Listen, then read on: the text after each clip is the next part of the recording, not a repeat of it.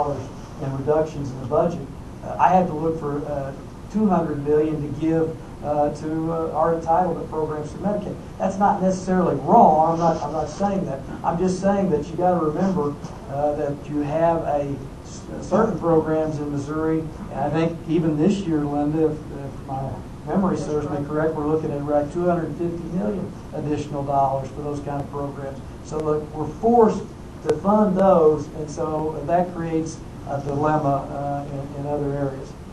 I'm Dale Singer from the Beacon. I have a question about, for all three of you, about the effort to repeal the state income tax. What do you think about that, and how high do you think the sales tax would have to go to make up for the revenue? Well, I'll answer that because it comes, I guess, oftentimes from my side of the aisle. Let me say this. I have some interest in the fair tax or reducing the tax burden for individuals. But let me say this.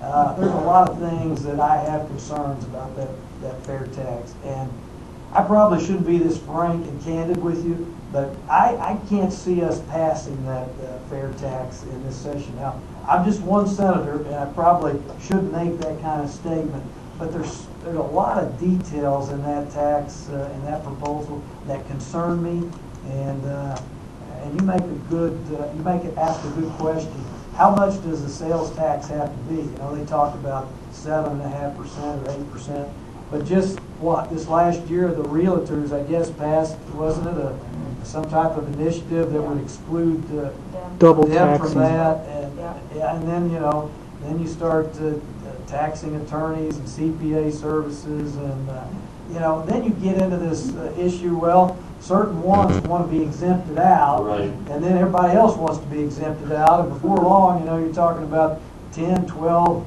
13%. So I mean, the concept intrigues me, but for me, there's got to be a lot. I've got to have a lot of answers. It's a lobbyist dream. They would love it.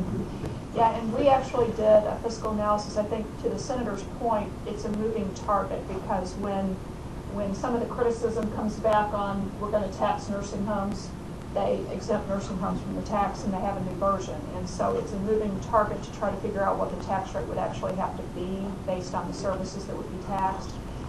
Based on the analysis we've seen, one of the versions would require like a 14% sales tax rate with the average local tacked on, so about 14%.